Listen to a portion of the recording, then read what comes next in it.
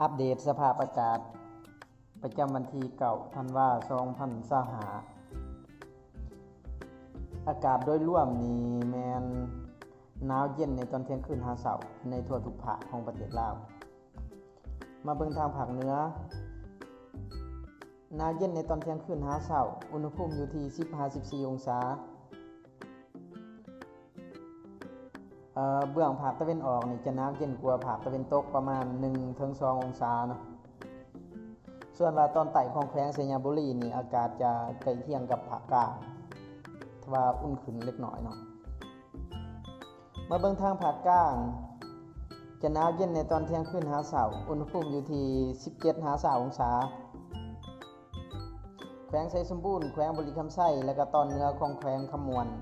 อากาศจะหนาวเย็นในตอนเที่ยงคืนหาเช้านี่จะเทียบเท่ากับภาคเหนือเลยพร้อมทั้งมีลมพัดแห้งอยู่บางท้องถิ่น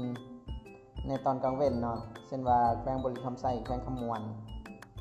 แล้วก็แขวงสวรรณเขตอยู่แขวงสวรรณเขตนี่จะพัดแห้งทั้งเว้นและคืนเลยกลางคืนนี่แมนจะกลางคืนจะพรลงแดดจักหน่อย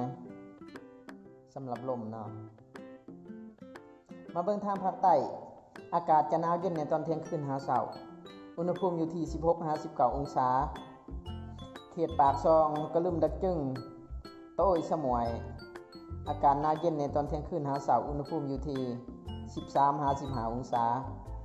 จะมีลมพัดในระดับคอยหาปานกลางแล้วก็พัดแห้งนี่อยู่แขวงสารวันดักจึงแล้วก็บางเขตของแขวงอาตะปือ